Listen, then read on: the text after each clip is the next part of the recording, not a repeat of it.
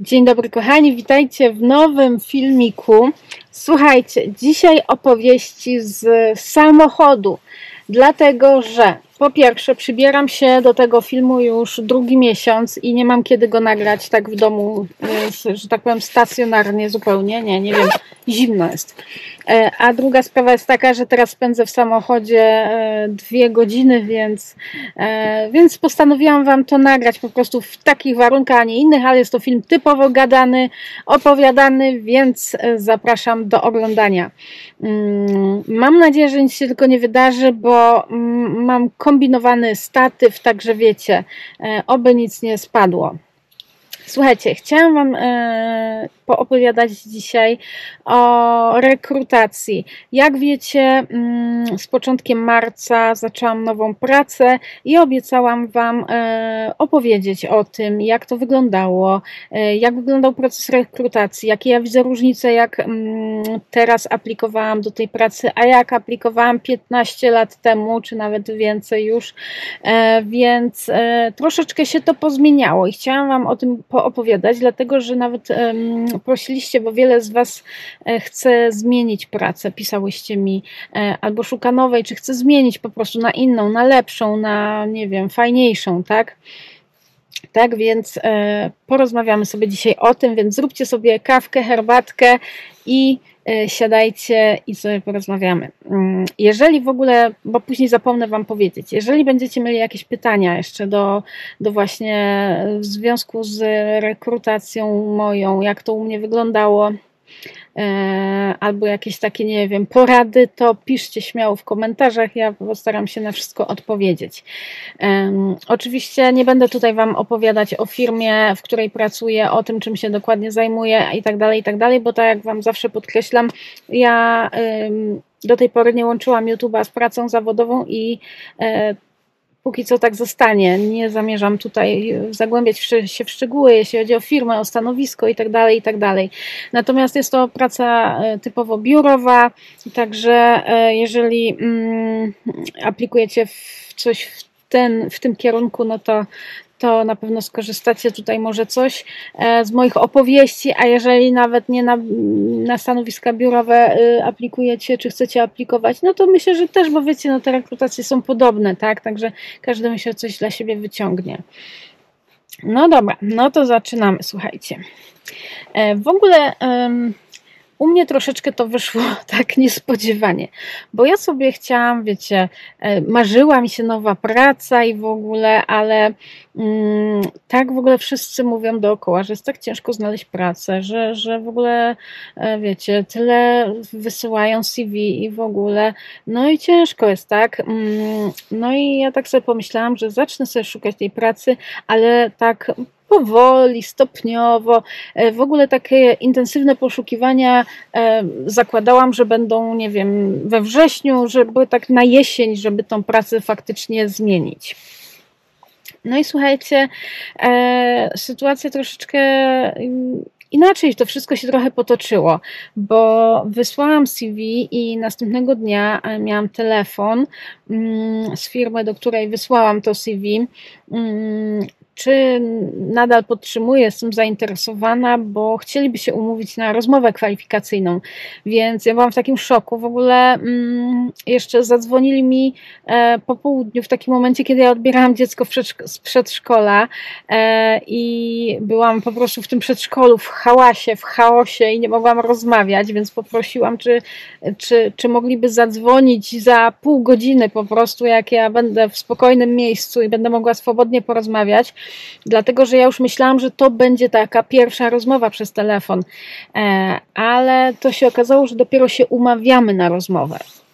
No ale ta pani zadzwoniła za te pół godziny, ja już spokojnie się z nią umówiłam sobie, wiecie, miałam już kalendarz pod ręką, wszystko mogłam sobie zapisać i tak dalej, także no wszystko tutaj się dobrze skończyło, natomiast no zestresowałam się tu, że wiecie, że jestem w takim harmidrze, po prostu dzieci pełno rodziców i wiecie, nie ma jak rozmawiać, nie? No ale tak, umówiłam się na pierwszą rozmowę, która miała być tam za, nie wiem, 3 dni, bo tak, żeby obu stronom termin pasował. No i pierwszą rozmowę miałam, słuchajcie, przygotowałam się troszeczkę do niej i tak mi się wydaje, że znaczy tak, tutaj to było stanowisko, na które szukali osoby z dużym doświadczeniem. Ja miałam prawie właśnie 15-letnie doświadczenie w tej branży na takim stanowisku, więc tutaj się jakby idealnie wstrzeliłam. Mnie z ogłoszenia, bo ja nie przez kogoś, nie przez żadne znajomości, nie przez koleżankę czy kolegę, ja po prostu z internetu, z ogłoszenia, z portalu, z ofertami pracy po prostu aplikowałam. I bardzo mi jakby, wiecie, to ogłoszenie, zakres obowiązków i to wszystko pasował. No wiadomo, że tam wszystkiego nie napiszą, wszystko jakby wychodzi w praniu tak naprawdę, jak już się pracuje. Natomiast odpowiadało mi to ogłoszenie i dlatego na nie aplikowałam. I pierwsza rozmowa była taka sprawdzająca, ogólnie, żeby mnie poznać, żeby poznać to, czym się zajmowałam, co bym chciała robić w nowej pracy, jakie tam, wiecie, sobie stawiam cele, wyzwania, czego oczekuję od nowej pracy, od przełożonego i tak tego typu pytania. No, więc ja sobie na nie odpowiedziałam. Wiadomo, standardowo, jak przy każdej rozmowie, pytają o oczekiwania finansowe, o takie, wiecie, no przyziemne rzeczy, jak przy każdej pracy, tak? Także tutaj pytali mnie o jakieś trudne sytuacje, czy miałam w pracy, jak sobie z takimi poradziłam, o jakąś taką sytuację, jakiś taki sukces, sukces, coś takiego, no może sukces to za duże słowo, ale coś takiego, z czego jestem dumna, co zrobiłam w pracy na przykład, co mi utkwiło w pamięci. Także tego typu pytania były. No i rozmowa trwała dość krótko, mi się wydaje, bo pół godziny, bo poprzednie rozmowy ileś tam lat temu to miałam takie godzinne, półtorej godzinne, więc no, mi się to bardzo krótko wydawało. Tym bardziej, że przygotowałam się w jakiś sposób do tej rozmowy, więc ja miałam dużo, wiecie, do powiedzenia. No i tak, moje odczucia po tej pierwszej rozmowie były takie, wiecie, że wypadłam całkiem dobrze, że to jest praca dla mnie, że chciałabym ją dostać, że okej, wypadłam dobrze. No i zapytałam oczywiście, czy dostanę jakąś informację zwrotną. Powiedzieli mi, że tak, niezależnie od decyzji będzie informacja zwrotna. No więc czekałam na tą informację zwrotną. Co takiego jeszcze sobie pomyślałam, poza tym, że wiecie, że wydawało mi się, że dobrze wypadłam, to ja nie wiem dlaczego, no może to jest mało skromne, ale mi się wydaje zawsze, że ja dobrze wypadam przy takich rozmowach. To jest kwestia tego, czy wpasuje się, nie wiem, w zespół, w otoczenie, w firmę, czy ktoś będzie mnie widział w tym zespole, czy nie. No i no mnie się wydawało, że jeśli chodzi o taką rozmowę merytoryczną, to że wypadłam dobrze, no ale mówię, to jest tylko moje wrażenie i też nie chciałam, wiecie, się tym zachłysnąć, bo ktoś inny mógł mnie odebrać zupełnie inaczej. No i po tam dosłownie kilku dniach dostałam znów telefon, nie wiem, za 2 dni, 3, że przeszłam pierwszy ten etap, właściwie drugi, bo pierwszy to był to CV, drugi etap rekrutacji i przeszłam go pozytywnie, ta rozmowa była udana faktycznie, no i zapraszają mnie do kolejnego etapu na jeszcze jedną rozmowę z kimś innym. Bo wiecie, pierwsza rozmowa jest zawsze z działem HR, druga z kierownikiem albo na odwrót. U mnie to było na odwrót, najpierw była jakby z kierownikiem danego działu. No i drugą rozmowę miałam z HR, i ta pierwsza rozmowa była na Teamsach, tak wiecie, że tak powiem, widziałyśmy się twarzą w twarz online, ale żeśmy, wiecie, na kamerce rozmawiały. Natomiast druga rozmowa była już telefoniczna z HR-ami. No i co się tam zadziało w tej drugiej rozmowie? część pytań się powtórzyła z tej pierwszej rozmowy, no bo tej pani nie było przy pierwszej rozmowie, więc ona miała też takie podobne pytania. No i też wypytywała, słuchajcie, już o takie szczegóły z mojej poprzedniej pracy, znaczy nie dokładnie o pracę, tylko chodziło o to, że ona mnie jakby sprawdzała, czy faktycznie pracowałam w tym miejscu, czy faktycznie na tym stanowisku i się takimi rzeczami zajmowałam. Bo wiecie, w CV można sobie napisać wszystko. Można to CV naciągnąć i nikt wam tego nie sprawdzi, tak? Nie pójdzie do waszego pracodawcy poprzedniego i nie sprawdzi w papierach, czy wy żeście pracowali na takim stanowisku i robili to czy tamto. Ale mogą to sprawdzić w zupełnie inny sposób, właśnie podczas takiej rozmowy. Bo pani mi zadawała tak szczegółowe pytania odnośnie mojej pracy poprzedniej, na poprzednim stanowisku, że jeżeli bym na tym stanowisku nie pracowała, to bym nie wiedziała, co odpowiedzieć. Bym się po prostu motała, kręciła, ale to były tak szczegółowe pytania, że jeżeli ktoś faktycznie by skłamał w CV, to by na te pytania nie odpowiedział. Także no, piszcie prawdę w CV, bo tak jak mówię, są ludzie, którzy mówią, a nikt mi tego nie sprawdzi, ale słuchajcie, jak traficie na takiego rekrutera, który faktycznie będzie dociekliwy, będzie szukał dobrego, doświadczonego pracownika, to on będzie zgłębiał temat i on będzie naprawdę tak szczegółowo pytał, że jeżeli się w tym faktycznie nie pracowało, to nie będzie się wiedziało, co odpowiedzieć. Także tutaj była taka już bardzo szczegółowa rozmowa pod kątem sprawdzenia mnie, czy faktycznie prawdę napisałam w CV, czy faktycznie to robiłam, czy mam o tym pojęcie, czy to umiem, czy mam doświadczenie. Więc ta druga rozmowa też trwała chyba z pół godziny albo troszeczkę dłużej. Też się pojawiło pytanie o oczekiwania finansowe, od kiedy mogłabym zacząć pracę, czy jestem właśnie, wiecie, dostępna, od kiedy.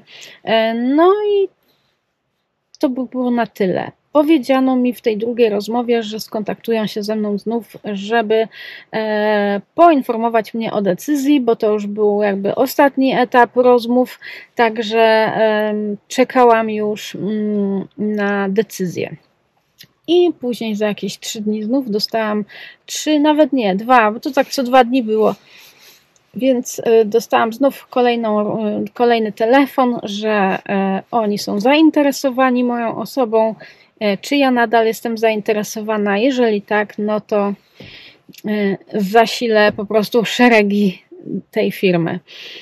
No i oczywiście byłam zainteresowana, bo tak jak mówię, ogłoszenie mi się bardzo spodobało, zakres obowiązków praca bardzo mi się spodobała i po prostu chciałam pójść do tej pracy. Także wszystko, słuchajcie, cały mój etap rekrutacji od momentu, kiedy ja wysłałam CV, do momentu otrzymania ostatecznej informacji, że mnie zatrudnią, trwało to, słuchajcie, 2 tygodnie. W ciągu 2 tygodni od wysłania CV miałam pracę, tak? Oczywiście chwilę to dłużej trwało, bo to się odbywało, te rozmowy w lutym. Ja od 1 marca zaczęłam pracę, także no, czekałam już tam ostatni tydzień, żeby właśnie oni mi przysłali różne dokumenty, formalności, żebym ja tam, wiecie, powypełniała to, poodsyłała i tamto. Oczywiście badania medycyny pracy. Także ja już tego 1 marca pojechałam ze wszystkim. Wcześniej, zanim tego 1 marca pojechałam, to jeszcze w lutym wysłałam im wszystkie dokumenty, które oni mi przysłali do wypełnienia. Tak samo wysłałam im właśnie od lekarza medycyny pracy wszystkie dokumenty. Także 1 marca jak pojechałam, to już podpisałam umowę i żadnej już takiej, że tak powiem, papierologii nie było. No i tak, pierwsze 2 tygodnie pracy szok, mimo tego, że pracowałam w tym, znam się na tym, ale nowa firma, nowe systemy, nowe wszystko, nowi ludzie, nowe otoczenie. No wiecie, trzeba wejść w to, tak? Trzeba się oswoić. Po pierwsze z ludźmi, po drugie, wiecie, to jest szok, jak wchodzi jeden nowy i tam musi wszystkich poznać. Oni jedną osobę zapamiętają, ale mnie było ciężko ich wszystkich zapamiętać od razu, więc uczyłam się po prostu ludzi. No i właśnie trzeba było się nauczyć pracy. Pierwsze 2 tygodnie, słuchajcie, to po prostu jak wracałam do domu po pracy, to jak kładłam się spać, to ja zamykałam oczy i analizowałam wszystko, co robiłam danego dnia w pracy, co robiłam dzisiaj, żeby to sobie w głowie poukładać, żeby to zapamiętać, bo właśnie to zapamiętanie. Ja nie miałam takiego szkolenia jak w poprzedniej firmie, że po prostu zatrudniona od 1 marca, mam nie wiem, 2 czy 3 tygodnie szkolenia, uczą mnie systemu, wszystkiego i jak to umiem, to dopiero siadam do pracy. Nie, tutaj tak nie było. Tutaj było tak, że wchodzę pierwszego dnia i się uczę przy kimś, po prostu patrzę, co ktoś robi, mi tłumaczy i muszę to zapamiętać i za 2 dni już sama to robiłam, tak? Więc no to był dla mnie taki szok. W ogóle pierwsze właśnie dni też walka z tym, żeby dostać dostępy do wszystkich systemów, załatwianie tego wszystkiego, takie wiecie, techniczne sprawy, nie? Także te pierwsze 2 tygodnie były takie cięższe, oczywiście nie jakieś kosmicznie trudne, wszystko do przeżycia, do nauczenia, natomiast no mówię, no pierwsze 2 tygodnie można powiedzieć, że są ciężkie, bo właśnie tym bardziej wiecie, jak się nie przechodzi, nie zmienia stanowiska tylko w jednej firmie, tylko jak się przychodzi z zewnątrz, z innej firmy, no to jest wszystko nowe, tak, do nauczenia, no to jest właśnie trudne.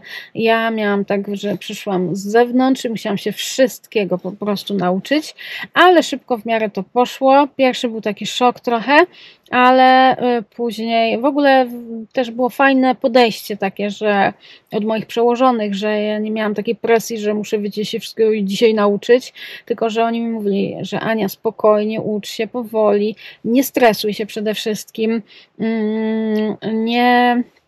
nie myśl, w ogóle powiedziano mi, żebym nie myślała o pracy po pracy, że po pracy mam odpoczywać, a nie i zająć się, nie wiem, rodziną, a nie myśleć o pracy. I to było takie, wiecie, miłe i takie inne dla mnie. Natomiast powiedziano mi, że tak, że na spokojnie mam się uczyć, spokojnie, nie stresować się, że właśnie jestem z zewnątrz, więc wszystko jest dla mnie nowe, więc jest trudniej, mam więcej tej nauki, bo dużo osób właśnie zmienia, wiecie, jako stanowisko w szeregach tej samej firmy, a tutaj zupełnie wszystko było dla mnie nowe, więc no cieszę się, że było takie podejście. Ja też podeszłam do tej pracy z takim spokojem. Ja sobie w momencie, kiedy zaczęłam szukać tej pracy, wysłałam to CV, to sobie powiedziałam, że do nowej pracy ja chcę wejść z takim spokojem, nie z takim, wiecie, nerwami, nie chcę absolutnie wyścigu szczurów, bo przeżyłam już coś takiego i nie chcę. Chcę właśnie mieć taką pracę, wiecie, że ja sobie spokojnie robię swoją robotę, nie ścigam się z nikim, nie, wiecie, nie zaspokajam tu jakoś swoich ambicji, tylko po prostu pracuję dla siebie ze spokojem. Chciałam, żeby ta nowa praca była dla mnie takim miejscem, gdzie idę, robię co mam do zrobienia, wychodzę i cieszę się życiem. Nie stresuję się tą pracą, że do tej pracy chodzę rano uśmiechnięta, że chodzę zadowolona, a nie, że muszę, tak? Że chodzę właśnie z takim spokojem, że miło tam spędzam czas. No oczywiście jest robota, którą trzeba zrobić i jest jej bardzo dużo, ale że robi się to w przyjemny sposób, że wiecie, że nie idę, że nie ma takich dni, że rano wstaję i mówię, o Jezu, znowu do tej roboty trzeba iść, nie? Tylko, że właśnie wstaję i mówię, dzisiaj będzie fajny dzień. Jest trochę więcej pracy, ale damy radę, nie? Na takiej zasadzie. Także tak sobie takie miałam postanowienie, że chcę mieć taką pracę, do której będę z przyjemnością chodziła. Ja tu nie chodzi o to, że codziennie będę w skowronkach i będę tam w podskokach biegła, tylko chodzi o to, że nie będę znużona tą pracą, że nie będę sfrustrowana tą pracą, bo wiadomo, że w każdej pracy, nawet najfajniejszej, są lepsze i gorsze dni. Nieraz pogoda jest nie taka i nam się nie chce wstać do tej pracy i nie chce się w ogóle z domu wyjść, ale właśnie chodzi o to, żeby nie było takiego, wiecie, takich nieprzyjemności. Chciałam, żeby do tej pracy naprawdę chodzić z uśmiechem na twarzy. Fajne jest też to, bo ja takiej właśnie pracy szukałam, że mam tutaj system hybrydowy, pracuję częściowo zdalnie, częściowo z biura. To jest bardzo fajne, to jest bardzo ważne dla mnie, bo ja lubię pracować zdalnie. Ja w ogóle zdalnie jestem bardziej produktywna niż w biurze. Jak sama się na tym łapię, że jak jestem w domu, to więcej pracuję, tak intensywniej. Ale ja po prostu mam tak, że lubię tą pracę zdalną. Nie każdy to lubi, nie każdy się w tym odnajduje. Ja bardzo lubię, bo wiecie, czego ja nie lubię? Ja lubię pracować, ale ja nie lubię chodzić do pracy, nie lubię pokonywać tej drogi do pracy. I dla mnie praca zdalna jest idealna, bo nie muszę iść do tej pracy. Po prostu pracuję w domu i ja bym tak mogła cały czas. No ale wiecie, mam taki rodzaj pracy, że muszę być też w biurze w jakiś dzień, dlatego że po prostu pracuję z dokumentacją i muszę też jakby przy tej dokumentacji być. Więc tak wygląda sytuacja. Jeżeli będziecie mieć jakieś pytania odnośnie właśnie jeszcze pracy, szukania pracy, to pytajcie śmiało albo o jakieś, nie wiem, porady, podniesienie na duchu. Ja mówię, ja tutaj nie powiem Wam, nie wiem, nie mam jakiegoś porównania mega, bo mówię, ja wysłałam tylko na to i tutaj szybka była odpowiedź, więc tutaj nie szukałam pracy miesiącami i nie chodziłam na rozmowy i nie mam takiego porównania, ale mam porównanie do tej rozmowy, którą przeszłam 15 lat temu i słuchajcie, o właśnie, o tym jeszcze nie powiedziałam. Różnica między tymi rozmowami teraz a 15 lat temu. Po pierwsze, mój wiek i doświadczenie robi dużą różnicę, bo jak byłam młoda, ja swoją pierwszą pracę znalazłam jeszcze na studiach. Ja na studiach zaczęłam pracować i słuchajcie, wtedy to były takie czasy, gdzie nie było pracy. Było bardzo ciężko znaleźć pracę i się brało to, co dawali, a nie to, co się chciało. To po pierwsze. Po drugie, człowiek był młody, nie miał doświadczenia, nie wiedział, jak się rozmawia, jak się, nie wiem, negocjuje, cokolwiek, jak się robi na takiej rozmowie kwalifikacyjnej, więc to też ta rozmowa przebiegała inaczej. To były czasy, kiedy jeszcze nie było tego świata tak bardzo online i nie było rozmów online, rozmów tych kwalifikacyjnych. I wszystko było twarzą w twarz. Ja jeździłam na te rozmowy, stresowałam się, po prostu stroiłam i w ogóle i czekałam, bo zdarzały się opóźnienia tych rozmów. Te rozmowy były bardzo długie, maglujące i nie wspominam ich dobrze. Natomiast obecnie większość, jak nie wszystkie rozmowy w takich większych firmach, ja nie mówię, że w jakichś takich, wiecie, kameralnych, malutkich, ale w dużych firmach wszystko odbywa się online i rozmowy są również online, zazwyczaj na Teamsach albo na jakimś jeszcze innym komunikatorze. Po prostu dostajecie linka wcześniej w mailu na umówiony dzień, godzinę i na tego linka po prostu wchodzicie, logujecie się i macie rozmowę z daną osobą. I to jest fajne, bo powiem Wam tak, oczywiście, że na takiej rozmowie trzeba wyglądać odpowiednio, czyli tak jak w przypadku stanowisk biurowych, no ja zawsze zakładam, słuchajcie, koszulę. No nie wiem, mam tak, ja w ogóle lubię chodzić w koszulach, więc do pracy, bo na co dzień mnie nie widujecie w domu w koszuli, ale do pracy lubię. Więc u mnie z racji, że to jest takie stanowisko, jakie jest, ja preferuję tutaj kolory biznesowe, miałam błękitną koszulę. Włosy jakoś schludnie, niepotargane oczywiście. Chyba na pierwszej rozmowie miałam koka, nie pamiętam, już chyba koka sobie zrobiłam. Nie żaden przesadzony makijaż ani nic, po prostu schludnie, żeby dobrze wyglądać, tak, a nie jakoś tam, wiecie, to, że jest rozmowa w domu online, to nie znaczy, że mamy być w dresie. Także ja się odpowiednio ubrałam, wszystko sobie zrobiłam i na tą rozmowę czekałam. Także to było fajne i to było mniej stresujące. W ogóle te rozmowy online są mniej stresujące niż takie twarzą w twarz na żywo, dlatego że no to jakoś tak na podświadomość naszą działa, że wiecie, ta osoba po drugiej stronie kamery jest i to jest jakoś tak, no nie wiem, na mnie to bardziej tak rozluźniająco działa, ja się tak nie stresuję.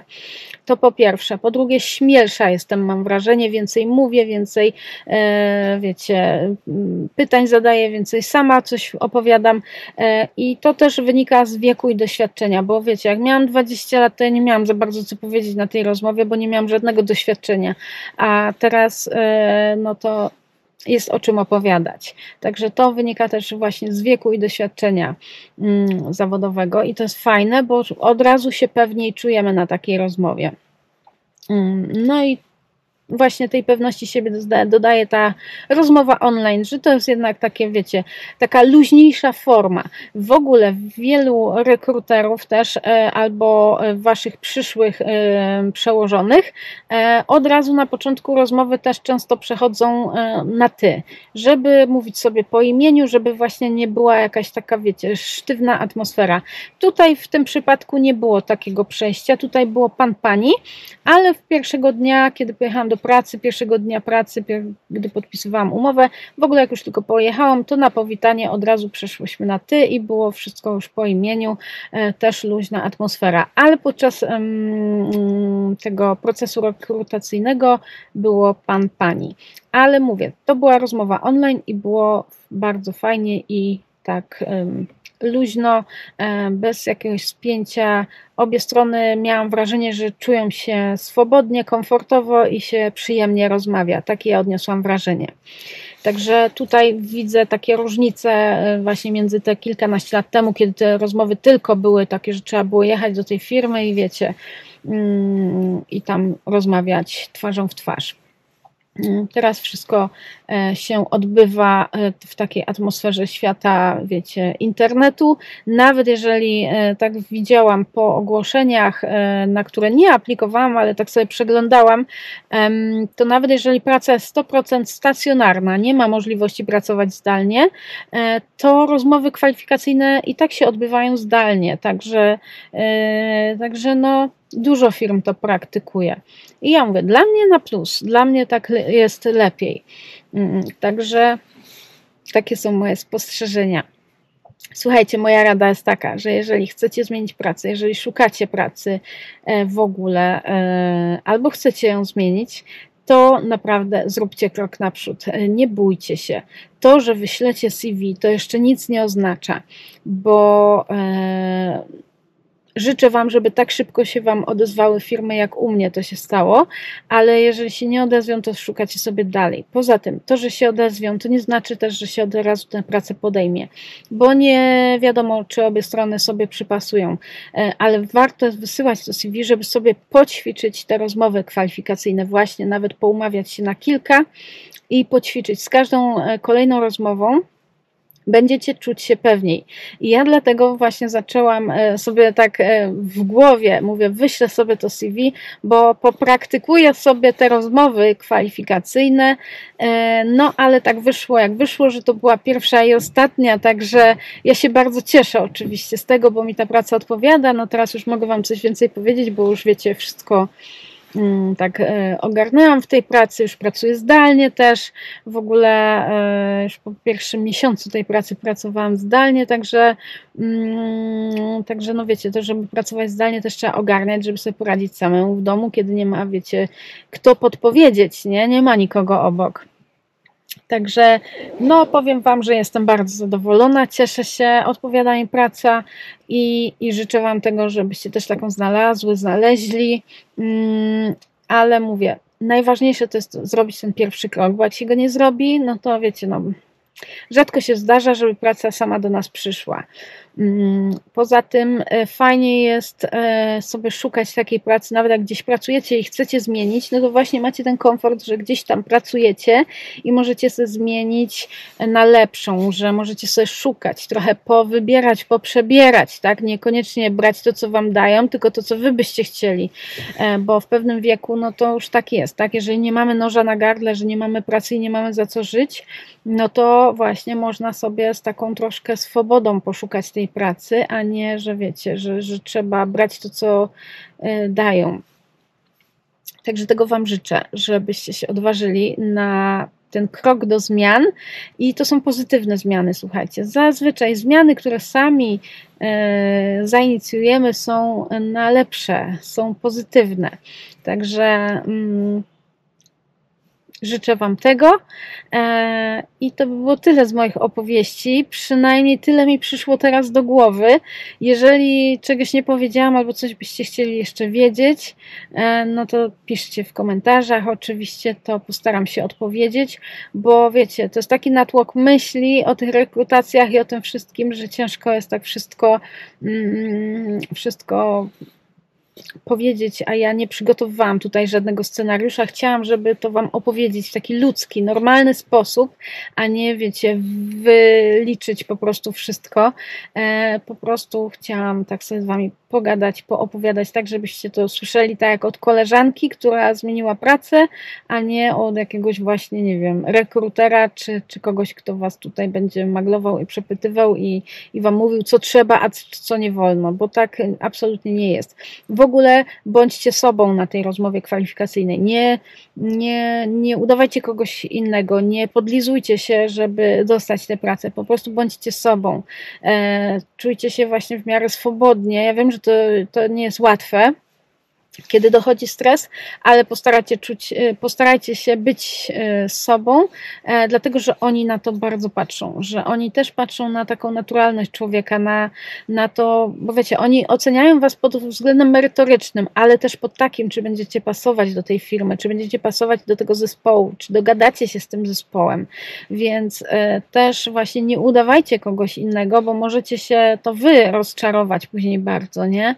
Jak was dostaniecie tę pracę i was wcisną w jakiś zespół, do którego kompletnie nie pasujecie, także osobowościowo. Także tutaj naprawdę polecam taką naturalność i bycie sobą.